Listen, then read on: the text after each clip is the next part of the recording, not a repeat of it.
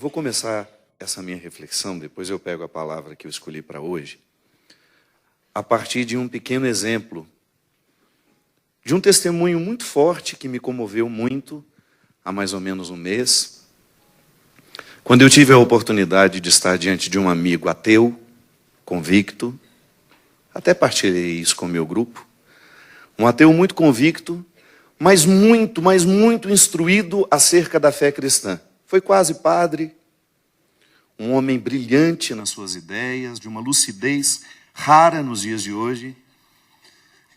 E, indiscreto, eu perguntei para ele, em que momento da sua vida você percebeu que você não acreditava em Deus?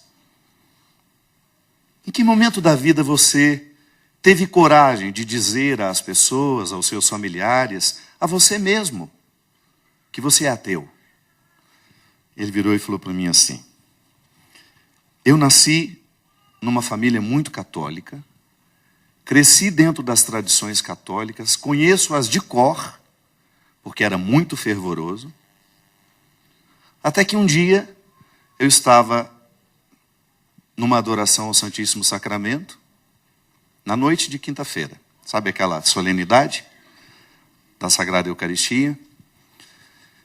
E de repente, um vazio tomou conta de mim e eu cheguei a uma conclusão. Eu sempre fui católico, mas eu nunca cheguei a ser cristão. Aquela honestidade dele me deixou desconcertado. Porque eu me coloquei diante do mesmo conflito que ele. Eu me permiti, sabe? Eu não tenho uma régua para medir isso. Eu acredito que você também não tenha. Mas eu fiquei atento a partir daquele momento e nunca mais quero perder de vista o risco de ser católico e não ser cristão. E já me explico para não ser mal interpretado. Quando digo ser católico, é quando eu tenho toda a exterioridade da fé. Participo da missa, me confesso regularmente, tenho as minhas devoções, participo de um grupo de oração, mas eu não tenho a essência. Eu não tenho aquilo que interiormente me move na direção de uma espiritualidade que me configura ao Cristo. Em outras palavras, gente, isso é muito simples. Eu não tenho o caráter de Jesus. Eu não tenho as características de Jesus. Eu não consegui, ao longo da minha vida, mesmo sendo tão católico, permitir que a minha mente fosse transformada pela mentalidade de Jesus. Mesmo sendo tão católico, tão fervoroso, tão participante, tão atuante, eu não permiti que a ritualidade que eu celebrei por fora pudesse também ser celebrada por dentro. É como peregrinar. Há uma diferença tão sutil que eu aprendi com essa minha irmã, que está diante de mim, a Fabiana, que peregrina comigo já há alguns anos. Eu aprendi com essa menina uma diferença muito sutil entre ser peregrino e ser turista. Nós podemos muito bem ter vindo à Terra Santa 300 vezes. E a gente ainda não ter encontrado o Santo da Terra. A gente conhece de cor os lugares, já tiramos fotografias de todos os lugares, mas nós ainda não vivemos, não fomos provocados pela mística dos lugares. Saímos vazios, voltamos para casa sem as repercussões dos lugares santos, mas sobretudo do que Deus quer provocar em mim em cada lugar. O chão nosso de cada dia. Eu não tenho a régua para saber o quanto eu já sou católico e o quanto eu já sou cristão.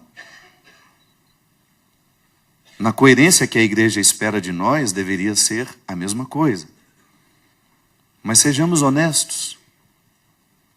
Tenhamos coragem de viver essa nudez diante de Deus. Tenhamos coragem de fazer essa pergunta honesta que o ateu se fez a ponto de ter coragem de dizer a ele mesmo que até então ele não havia sido em nada parecido com o que Jesus pedia dele. Embora ele reconheça que ele viva as virtudes aristotélicas. E você sabe que a quem não tem Deus, se tivesse Aristóteles, já seria um bom cidadão. Porque Aristóteles não nos dispensa de viver as regras da boa convivência, a busca das virtudes. Aristóteles é tão importante para a fé cristã que Tomás de Aquino e Agostinho buscou justamente neles uma base filosófica fabulosa para construir, para elaborar o pensamento, não, para construir não, porque o pensamento de Jesus já estava ali, para ajudar a colocar diante dos sábios, diante dos inteligentes, diante dos que gostam de lógica, a palavra de Jesus. Porque você pode muito bem pegar o intelectual que olhe para o pensamento cristão e, sem conhecê-lo, diga que pode ser uma coisa de ignorante? Não, vá ler Tomás de Aquino para ver. A complexidade do pensamento de Tomás, a sabedoria de Agostinho. E fazendo jus, um elogio histórico, que eu acho que vale antes que ele morra. Você sabe que, em termos de representatividade histórica do pensamento cristão, Bento XVI é uma das maiores referências da história da igreja.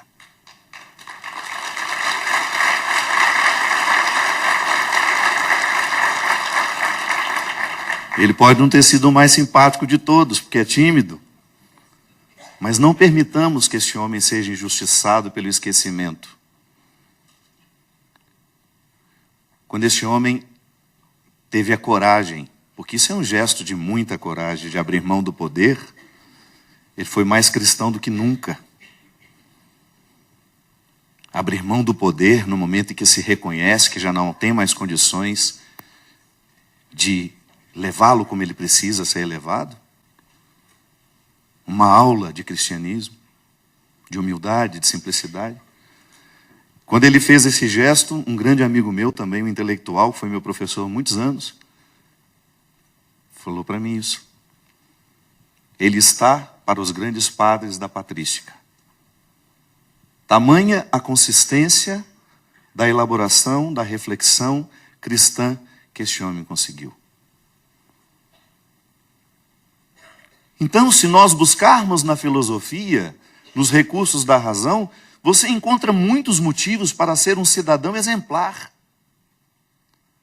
Essa farra, essa vergonha que nos coloca diante do mundo como um país corrupto, não é porque falta Deus na nossa história do Brasil, não. Falta vergonha na cara, que Aristóteles nos ensina muito bem, que com Platão nós aprendemos muito bem. Deus, minha gente, é o compromisso que coroa tudo isso. Eu sempre me coloco num pé de igualdade com o ateu por isso. Se ele não tem a mesma fé que eu, ele tem as mesmas responsabilidades humanas. De não enganar quem está do lado, de ser justo na administração daquilo que lhe compete, de ser verdadeiro, de ser ético, de ser bom, de saber promover a bondade. Isso não é valor religioso, não. Isso é um valor humano. Ah, mas eu me decidi ser cristão. Então, meu caro, prepare-se para receber a segunda apostila, que é bem mais difícil que a de Aristóteles e a de Platão. E dentre os muitos pontos que são difíceis dessa apostila, o capítulo de João, capítulo de João 15, pode pegar aí comigo. Foi justamente, a irmã Bride estava rezando por mim ali, e ela me deu duas palavras. Ela falou assim, João 15, que era que eu tinha preparado para pregar aqui. Já fiquei com medo dessa mulher, viu? E Romanos 8, que depois eu vou ler em casa, sozinho, em paz. Né, Pepe? Eu sou a videira verdadeira e meu pai é o agricultor. Todo ramo que não dá fruto em mim, ele corta. E todo ramo que dá fruto, ele limpa, para que dê mais fruto ainda. Vós já estáis limpos por causa da palavra que vos falei. Permanecei em mim e eu permanecerei em vós. Como o ramo não pode dar fruto por si mesmo, se não permanecer na videira, assim também vós não podereis dar fruto, se não permanecerdes em mim. Eu sou a videira, e vós os ramos. Aquele que permanece em mim, como eu nele, esse dá muito fruto, pois sem mim nada podeis fazer. Palavra da nossa salvação. Na continuidade dessa palavra, quando você chegar ali no capítulo 16, você vai ter o discurso sobre a verdade. E, coincidentemente, Papa Francisco, nessa semana, numa das suas catequeses, ele nos convida justamente a pensar a ação do Espírito em nós como condutora da verdade. O Espírito me conduz à verdade. O Espírito me esclarece. Assim como eu posso ousadamente dizer que no coração do ateu, aquele esclarecimento foi uma ação do Espírito. Se ele voltará ou não, não sei. Eu não posso prever. Como é que ele enfrenta esse desafio de perceber que nunca foi cristão? Mas eu não estou livre disso. Você não está livre disso. O conhecimento dessa verdade, essa ação do Espírito em nós, é justamente para nos esclarecer o quanto estamos nele atados. Minha gente, é muito fácil nós vivermos uma vida católica sem o Cristo. Basta a gente se misturar e fazer publicamente o que todo mundo faz. É fácil. É fácil se juntar à multidão e ser como ela. Até os animais, se você adestra, você faz isso. Ontem mesmo descobri um papagaio cantando um hino de louvor. Deus é fiel. Deus é fiel. E o arrocha moendo fundo lá. E um papagaio de uma concentração absurda. Que ele não se distraía com a rocha que estava tocando altíssimo lá no fundo.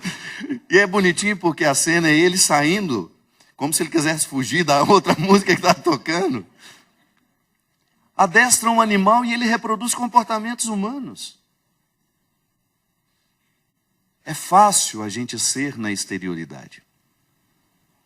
É muito fácil a gente assumir um papel público. É por isso que quanto mais público fica o nosso ministério, maior é o perigo de que o diabo nos pegue pelos pés. Que é justamente onde nós temos de encontrar o chão nosso de cada dia. Quantas vezes, minha gente, honestamente, eu reconheci que o chão que eu estava pisando não é o chão que Deus tinha me dado. Mas é o chão que o diabo fez questão que eu estivesse. Faltou-me o discernimento. Não permaneci. Não tive contato com a verdade. A verdade é uma realidade que nos envolve desde que nós nascemos. Eu, antes de viver a minha verdade cristã, essa que nós estamos refletindo amplamente, eu faço a minha verdade, eu vivo a experiência da minha verdade pessoal, que na verdade não tem diferença. Quanto mais eu me conheço, mais eu vou tendo acesso àquilo que Deus pôs em mim. Mas se eu não cuido, eu me transformo em tantas outras pessoas, menos eu. Você precisa lidar com a verdade pessoalmente, diariamente. Mas quando você toma contato com o Evangelho, você é confrontado com uma outra verdade que tem o poder de esclarecer todas as suas mentiras. É por isso que eu acho fantástica a postura de Jesus e a paciência que ele tem com os pecadores. Você pode observar que em nenhuma passagem do Evangelho, Jesus demonstra ter dificuldade com os miseráveis e os pecadores. Agora é interessante que no encontro dele com o jovem rico, que chegou trazendo todos os currículos que ele tinha da vida, não é? Jesus olha, eu fico até imaginando a cena. Aquele bando de gente ignorante que ficava ao redor dele. Não tinha muita gente preparada. Os discípulos eram mais ou menos como a gente. Um pouquinho melhores, um pouquinho piores, depende de onde nós estamos na história. Aquele rapaz traz todos os diplomas e oferece a ele, olha, se quiser eu posso ficar ao seu lado. E na verdade o que Jesus diz para ele não é uma dispensa, é um convite à verdade. Ô meu querido, agradeço a sua boa intenção, mas ainda lhe faltam alguns aspectos que são essenciais, que não é justamente isso que você me trouxe e me apresentou como uma possibilidade para você alcançar a vida eterna como você tanto quer. É o contrário, desconstrói. Desconstrói. Fique nu. É preciso experimentar a nudez para saber quem de fato somos. E é por isso que a nudez será sempre uma oportunidade de verdade, ainda que ela nos seja humilhante.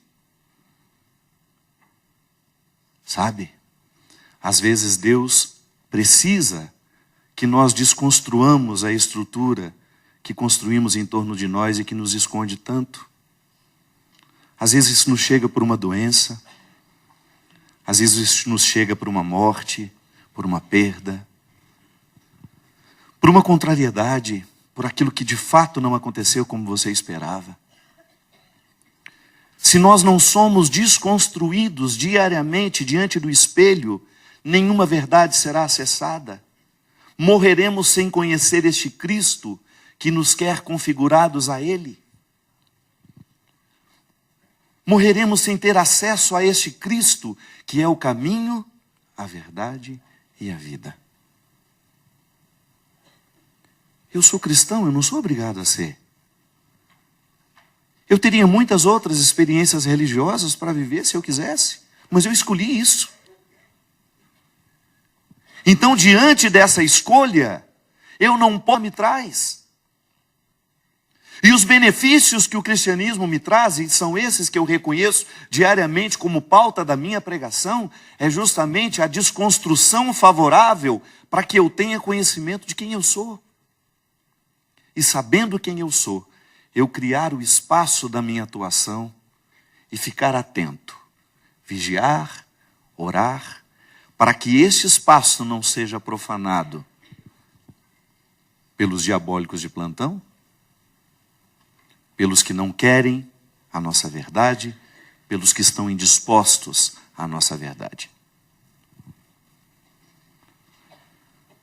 Eu não sei o que você consegue medir do seu catolicismo na relação com o seu cristianismo.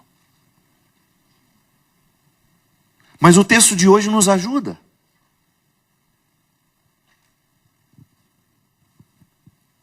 O texto de hoje nos ajuda a pensar a qualidade da minha permanência nele.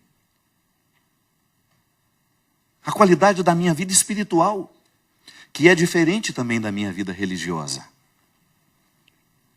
Sim, eu posso ser um bom religioso e não ter espiritualidade alguma. A religiosidade, a religião, é este caminho por onde nós passamos para alcançar a espiritualidade. Os ritos religiosos que nós praticamos diariamente, que nós participamos diariamente, eles são a fonte da espiritualidade. Mas são os resultados dele que nos salvam. São os resultados desta religiosidade que se transforma em espiritualidade. E aí sim, provoca-nos, enche-nos de ânimo, leva-nos adiante. para que nós possamos viver a nossa liderança da melhor forma. Oh, minha gente, é tão desafiador você ser líder de alguém, que todos nós exercemos essa liderança. Em escalas diferentes, é claro. Você é líder da sua casa. Você é líder da sua casa. Você escolhe o que será a harmonia da sua casa. Como será vivida essa harmonia? Porque você é membro ativo. Se você não assume essa liderança, é meu pai que é o líder, é minha mãe. Não, eu estou falando daquela liderança que nunca nos coloca acima do outro, mas participante com o outro. Verdadeira família é aquela em que todo mundo é líder. Em que todo mundo obedece uma voz interior que nos coloca justamente na perspectiva de tornar esse ambiente harmonioso, que respeita regras. Sim, não há família sem regras. O permanecer no Cristo é justamente descobrir o como exercer essa liderança no mundo de hoje. E volto a dizer, é muito fácil a gente se esconder atrás da liderança que nós temos. Eu, como padre, então, é um perigo. O sacerdócio é um risco para mim. Da mesma forma como é uma fonte da minha salvação, ele pode ser o meu risco de queda. Depende de como eu exerço o meu sacerdócio. Depende de como eu interpreto. Do quanto eu permito que a verdade me esclareça, já que a verdade é Jesus. Do quanto essa verdade me esclareça acerca do como eu devo ser, de como devo estar, de como devo fazer. São vários verbos da nossa conversão. São vários. Como faço, como sou, como penso, como amo. Tem até a música do Padre Zezinho, né, Sapo? Acho que é Mi maior, não é, Dunga? Um dia uma criança me parou, olhou-me nos meus olhos a sorrir, caneta e papel na sua mão, tarefa escolar para cumprir. E perguntou no meio de um sorriso: o que é preciso para ser feliz? Agora, vamos lá.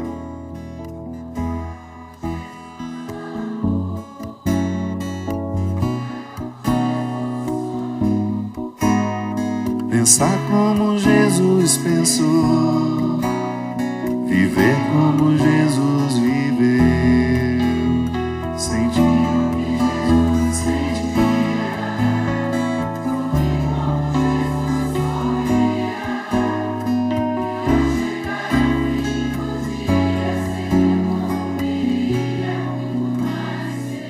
Só nesse refrão, que parece música de criança, já tem 8 verbos.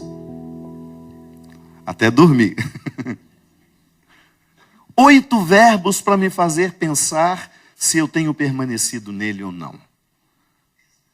8 verbos numa canção simples para me ajudar a discernir se essa verdade que é Jesus, porque nós acreditamos assim. Volto a dizer, você não é obrigado a ser cristão. Mas se você acreditou, você vai ter de honrar esse papel para o seu benefício. O cristianismo não faz mal a ninguém. Nunca vi uma pessoa ser prejudicada por ser cristã, se ela foi de verdade encaminhada ao coração do cristianismo. Eu estive agora há pouco numa região do Pará para conhecer uma obra de um lugar chamado Lar da Tia Socorro. Essa mulher, ela foi premiada não era um prêmio, foi um programa de televisão que fez uma pesquisa de pessoas que faziam o bem pelo Brasil, independente de qual fosse a religião. E como Tia Socorro era uma mulher muito católica, eu fui convidado para fazer a reverência a ela no dia do prêmio. E depois descobrimos que ela tinha um sonho de nos ver chegar lá de helicóptero, brincou até como era a cena que ela sempre imaginava, e nós fomos lá. realizamos aquele sonho dela de chegar lá de helicóptero. A gente achava que estava realizando o sonho de alguém. Nós estávamos levando lá para receber uma bordoada na cara que você não faz, que está doendo até hoje. Desde a hora que o helicóptero começou a pairar, eles criaram uma historinha, sabe? Levaram uma equipe da Globo para poder fazer com ela uma reportagem, fingindo que alguém tinha se interessado para conhecer um pouquinho. Ainda falaram para ela: tia Socorro, nós vamos gravar, mas a gente nem sabe se vai ao ar. A gente manda para o Rio e depois, se quiser, colocar um pedacinho no Fantástico, se não. E ela, muito generosa, recebeu. Então, quando nós chegamos, essa equipe já estava gravando lá. E quando o helicóptero começou a sobrevoar, qual foi a cena que eu vi? Uma mulher correndo numa estrada de barro, barro mesmo, de muito barro. Belém, a região de Belém chove todos os dias. Aquelas poças, aquelas casinhas muito humildes. Eu vi que tinha um apanhado de casinhas pequenas assim, muradas. E a cena que começou a me tocar foi justamente aquela mulher correndo naquela estrada com uma multidão atrás dela. Era muita gente. E à medida que nós fomos abaixando, nós fomos percebendo que eram todos crianças e adolescentes. Resumindo a história, tia Socorro é uma mulher que nasceu no leprosário. Cresceu, teve a infelicidade de casar-se com um homem que espancou a vida inteira. E cansada de todo aquele sofrimento, sempre tendo no interior do coração um amor muito semelhante ao de Jesus, ela resolveu ir cuidar de quem precisava dela. Foi uma maneira que ela teve de curar a própria dor. E desde então, tia Socorro começou a adotar crianças. Na história dela, nesses anos de dedicação, ela já teve mais de 300 filhos, todos passados para o seu nome.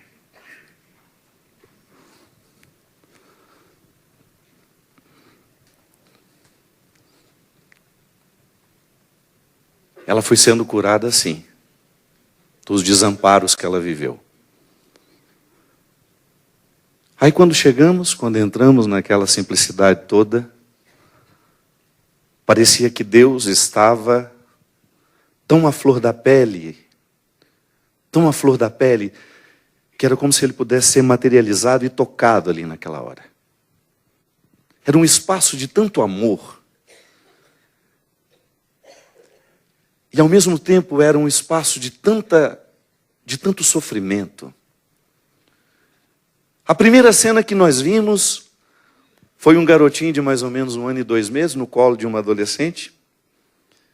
E aí a gente apertou, o menino bem bochechudinho, bonitinho. Que coisa mais bonitinha, tia Socorro. Quem é esse menino? Eu falei: meu filho, chegou ontem. Eu falei: como assim chegou ontem? Como é que chama essa instância responsável pelas crianças? Conselho tutelar. Conselho tutelar trouxe para mim, padre. Olha que coisa mais linda. Ele não tinha nem nome. A gente pôs o nome dele de Gabriel. Né? O anjo do anúncio. Eu falei assim: mas por que ele está aqui? Ele foi vendido. O conselho tutelar descobriu que ele foi vendido. Ele era filho de uma família de traficantes que negociou Gabriel com uma outra família de traficantes que não tinha filhos e queria ter. Mas nessa negociação, Gabriel não foi bem sucedido, tadinho. Estava abandonado. E ele foi levado para lá. Seja honesto comigo. Eu fiz esse questionamento no meu grupo essa semana. Se alguém parasse na porta da sua casa, com uma criança no colo, e dissesse que a partir daquele momento ela seria uma responsabilidade sua, o que você faria? Não precisa responder, não. Posso dar um palpite? Eu acho que muitos de nós seriam extremamente racionais. Não, pelo amor de Deus, eu não tenho condições de ficar com essa criança. Não é? Você tem escrúpulos, você tem sabedoria. Deixa eu te ajudar agora. Você tem discernimento. Você sabe o que é certo, o que é errado. Sobretudo se já não tivesse impedimento, é o conselho tutelar que está lhe dando.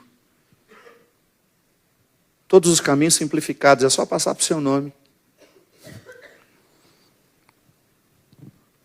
Sabe qual é a diferença entre a tia Socorro e nós? É que ela não tem esses escrúpulos. Ela não tem mais. Ela foi tão desconstruída pela vida que não restaram esses escrúpulos. Ela acredita tanto no poder de Jesus.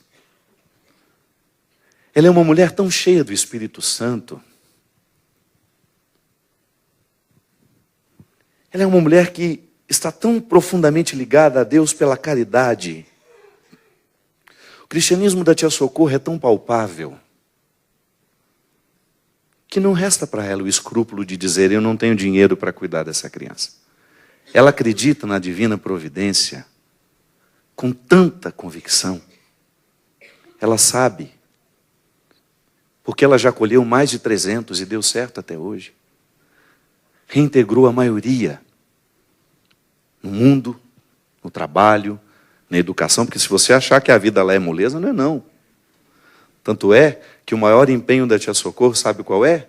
Construir uma biblioteca. Porque ela sabe que o conhecimento é que transforma a vida de uma pessoa. Não adianta dar apenas um lar. Tem que dar uma maneira nova de pensar. Tem que dar uma nova mentalidade. E lá tem catequese para isso. Ensina-se o amor de Jesus não abrindo os livros, não, é vivendo. Não há como não aprender o amor de Jesus convivendo com aquela mulher. Aí nisso entramos no quarto das meninas. Todo cor-de-rosa, bonitinho, cheio de bonequinhas. E nisso sentaram algumas crianças assim ao nosso redor. Uma que estava do meu lado. E a gente faz as perguntas mais idiotas do mundo. A gente devia ficar calado. Ou então perguntar longe. Não. Aquela menininha do meu lado, eu pus a mão na cabeça dela. E você, filhota, o que você está fazendo aqui?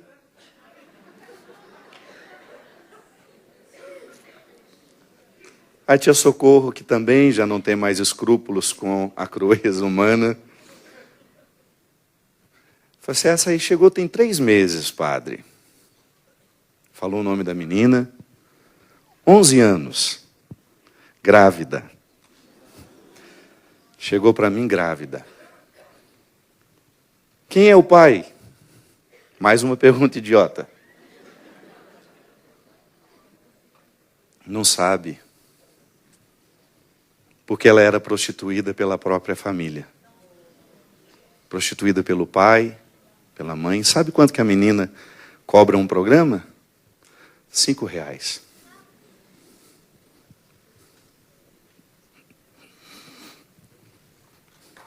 Aí essa menina chegou lá. Quem de nós acha que teria coragem de trazer para dentro de casa? Porque a gente pode até ficar comovido, minha gente, mas a nossa comoção não dura para chegar na atitude. Infelizmente. Aí uma outra do meu lado, aí eu já com receio das perguntas, já sabendo que aquele lugar era um lugar de silêncio e de contemplação. Essa eu não precisei dizer, essa escorou no meu braço assim, segurou, começou a chorar, chorar, chorar, aí deitou no meu colo. Aí ela falou assim: essa tem 12 e está grávida do pai.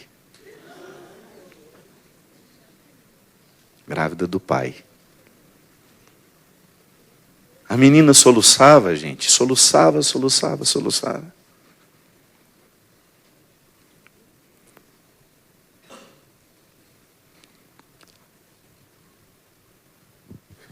Só meninas grávidas com essa idade tinham 4. Todas chegaram a 5, 6 meses lá. E eu perguntei, tia Socorro, e como é que a senhora faz? Eu falei, meu filho, eu busco os recursos que eu posso, os meus vizinhos me ajudam. Eu conto com as psicólogas que vêm da prefeitura. Mas ninguém vai embora daqui, padre. Se bater nesse portão dizendo que precisa de mim, eu ponho um colchão no chão, eu dou um jeito, mas não volta. Não vai embora daqui. E nisso, saímos de lá, eu abracei tia Socorro. Foi bem assim no corredor daquela casa, numa das casas. E de repente ela ficou abraçada assim comigo. E eu olhei para trás, tinha justamente um papel grudado na parede, grande, quase que do tamanho da parede inteira. Um Cristo com uma criança assim no colo.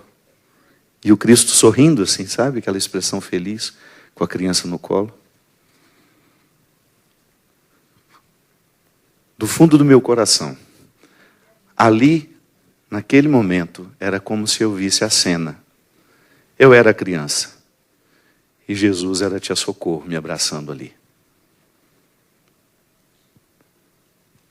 Às vezes Deus nos tira da nossa casa, nos coloca diante de um espelho que nos envergonha. Eu fiquei com vergonha de mim. Fiquei com vergonha e mais. Voltei com um desejo imenso de ser dela um parceiro, de verdade. Não quero ir lá me comover, voltar para casa e esquecer que a tia Socorro existe. Não. Eu quero ser um parceiro dela. Você sabe por quê? À medida em que nós ficamos mais próximos de pessoas que já encontraram a verdade, a gente fica mais verdadeiro também. Perder tempo com a futilidade, não. Eu quero quem me mostre a vida. O permanecer na videira é justamente uma seletiva escolha de quem me influenciará. O permanecer na videira é eu ter o meu contato diário com o Cristo, seja através dos ritos religiosos, seja através da meditação da palavra, seja através do estudo, seja através do conhecimento, mas é também a oportunidade que eu tenho de segurar nas mãos de quem já viu Deus de perto. Sim, minha gente. Há muitos entre nós que já viram Deus de perto. E destes nós precisamos nos aproximar. Com estes nós precisamos fazer parceria. Ontem, na vigília de Pentecostes, a Kátia profetizou que Deus nos queria um. Não foi? Que sejam um. Eu acho que nunca isso foi tão necessário nos nossos dias. Nós estamos num país tão dividido entre eles e nós. Pode observar. A crise política nos colocou como se nós estivéssemos em 2 campos de batalha. Aqueles que defendem estes ou aqueles que defendem estes. Vamos ter coragem de nós cristãos sair destes campos. Vamos ter coragem de neutralizar o poder dessa guerra, estando de um lado só. Estando do lado daqueles que promovem a vida. Estando ao lado daqueles que não abrem mão de beber na fonte do Evangelho. O Evangelho vida, não a teoria. Porque quando você pensa no Evangelho enquanto vida, que é justamente o significado da palavra, você fica menos preconceituoso. E eu tenho agradecido muito a Deus pelos passos que a igreja tem dado na direção de estar ao lado dos diferentes, dos que creem diferente. O Papa Francisco é um homem que está lutando para que esses muros sejam quebrados. E é claro que ele deve sofrer muito ali dentro, porque há muita resistência. Mas não sejamos nós construtores de muros que nos distanciam. O Evangelho é urgente. É urgente. E nós não podemos perder tempo com as nossas mesquinharias. Não se prenda aos seus cargos. Eu sei que dentro da renovação nós temos muitos cargos, muitas autoridades disso, autoridade daquilo. Nós temos muita gente dos coletinhos. Cuidado com isso. Algumas vezes eu falei sobre isso. Eu tenho muito medo dos coletes que nos identificam, dos cargos que nós exercemos, porque eles podem ser o lugar da nossa condenação. Eu nem era padre ainda e uma vez acompanhei uma situação que eu tinha um coordenador, trabalhava naquela comunidade e eu tinha um coordenador do CAEP, lembra disso? Não sei se ainda existe. Como eu não tenho paróquia, né? Ele era o coordenador do CAEP.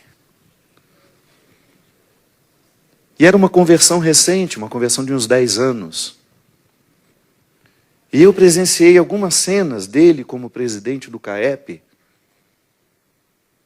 que um dia na intimidade eu disse para ele, meu irmão, abandone esse cargo, desista desse poder, porque ele está lhe retirando de Deus. Você está perdendo o seu cristianismo. Volte a ser mais um dentro da comunidade. Desconstrua-se. Um pouco da linguagem de hoje. Volte a ser nu. Só eu e o Cristo. Só eu e Ele. Como é que nós funcionamos? Como é que nós somos quando eu não estou público nos meus cargos? Eu fico bem com Ele ou eu tenho necessidade do cargo para ser com Ele? Sabe? Eu preciso de ser padre para ser cristão? Será que o exercício do meu ministério sacerdotal está me projetando tanto que isso acaba me escondendo da oportunidade de ser cristão? É uma pergunta que me faço todos os dias. Você não tenha medo dessa pergunta. Porque no fundo, o que nos salvará é o tanto que da tia Socorro, que já é parecido com Jesus, também já estiver em nós. Na nossa capacidade de amar. Na nossa capacidade de pensar. Volto a dizer, tia Socorro já tem um pensamento muito, mas muito parecido com Jesus. É uma mentalidade já transformada pelas missas que ela participou? Não. As missas apenas ajudaram a entender o sofrimento. Ali, a ação, o barro que Deus mexeu, foi a vida sofrida daquela mulher. Foi ali que aquela mulher foi transformada.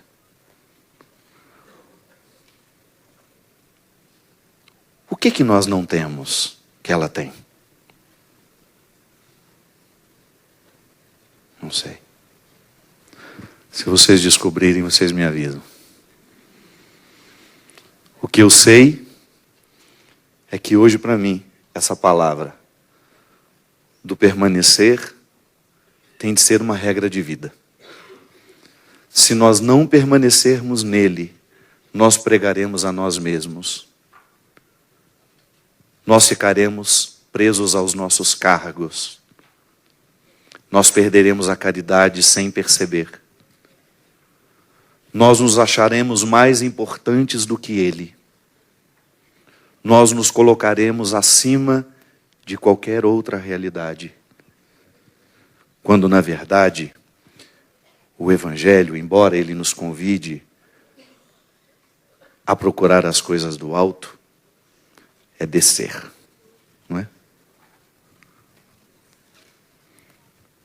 Essa minha guia querida aqui, a Selma, a Daphne também, duas grandes mulheres competentes na história de Israel. E visitando essa semana, estando no chão de cada dia, eu aprendi uma coisa sem que ela me dissesse nada. Se você quiser conhecer, o Dunga sabe melhor que todos nós, porque já é praticamente um guia formado. Me oriento muito quando ele está por aqui. Se você quiser conhecer o passado, terá de escavar. Não tem? É.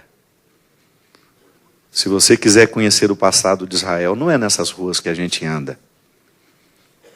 É naquelas que nós não estamos vendo. Na cidade que já está soterrada. É essa Jerusalém que foi de Jesus. Se quiser conhecer, Pepo, tem que descer à igreja original. Não a que tantas vezes nós oferecemos ao Cristo hoje. Temos que voltar às nossas origens. Obra de Maria, se quiser continuar prosseguindo, tem que voltar lá ao chamado original. Os franciscanos, se os franciscanos que comandam a Terra Santa quiserem continuar franciscanos, não basta o hábito e nem o nome. Se eles não descerem a Francisco, eles se tornam qualquer outra coisa, menos franciscanos. E você é cristão? Escave para conhecer o Cristo. Cave dentro de você. Foi o Senhor mesmo que disse que não seria aqui nem seria ali. Ele relativiza de forma muito responsável a geografia. É em você. Foi o que ele disse à samaritana. Cave dentro de você. A verdade já está aí. Se por acaso eu posso lhe ajudar na mediação, ou se tem um padre que você gosta muito de ouvir, ouça-o. Mas não se esqueça que o destino final é você. É você e Deus. Em última instância, tudo vai terminar. Todas as luzes vão apagar, nós vamos voltar para a nossa casa. Depois de uma viagem muito cansativa, você terá de administrar isso e aquilo. O cartão que não passou ainda.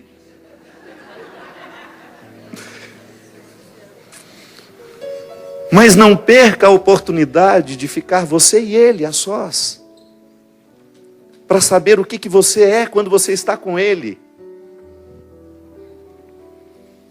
Há um filósofo que tem uma coisa que eu gosto muito. Ele diz que toda vez que um eu se encontra com o outro, nasce uma terceira pessoa. Martin Buber. Vocês são casados? Como que é seu nome? O Vanderlei e a Lúcia. Vanderlei é uma coisa, mas quando ele está com Lúcia, os dois formam uma outra. Diferente da pessoa que você forma quando você está com outro amigo seu. Não é assim que funciona? É por isso que vocês se apaixonaram. Porque vocês gostam da pessoa que vocês formam quando vocês estão juntos. Os nossos melhores amigos são assim. São aqueles amigos, é aquela pessoa que você forma uma terceira pessoa que você não forma com nenhuma outra.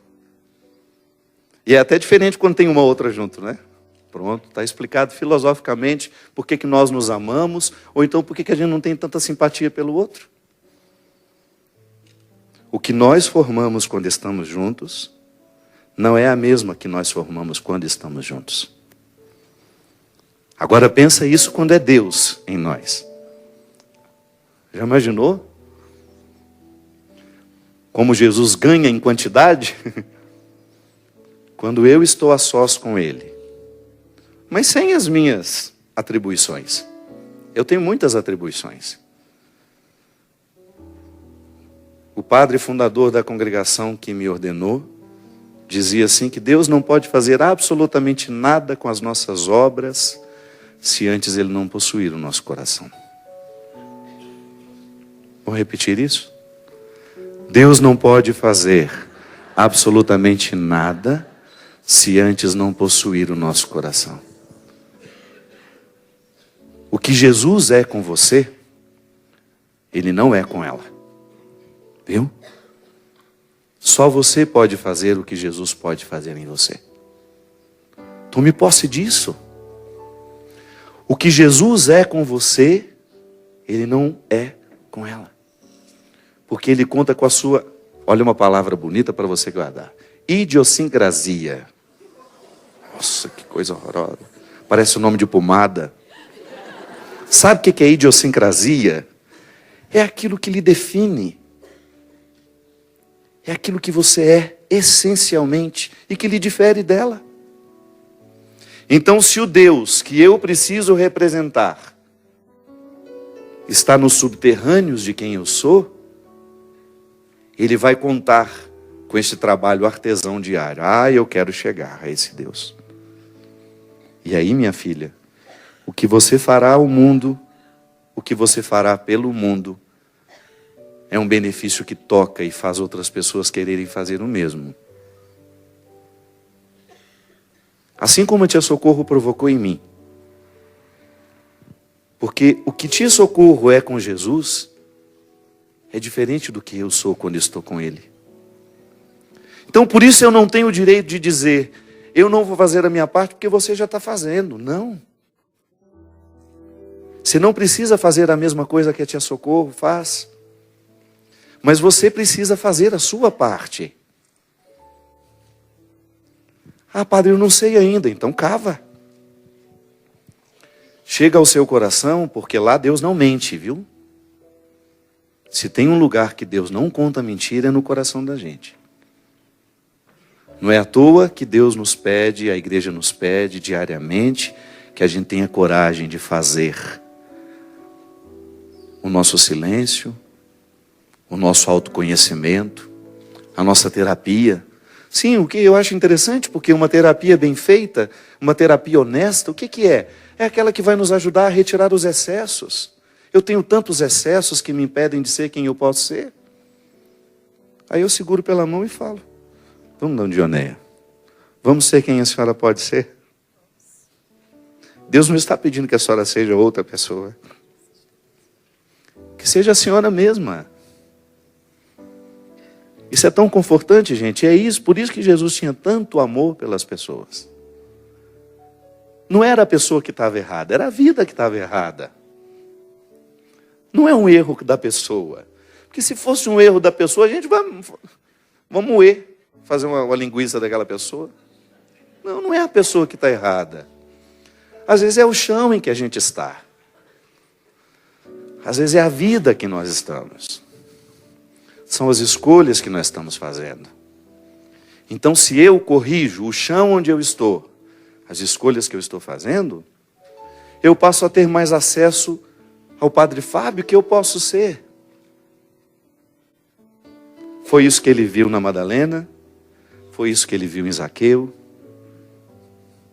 foi isso que ele viu em João, em Pedro, em Tiago.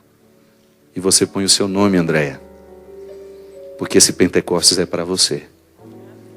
Viu, Paulo? Elizabeth, Janilo. Pentecostes é para nós. Nos trouxe a Jerusalém para que nós pudéssemos, quem sabe, tirar uma pedra daquilo que nos impede ser quem a gente é.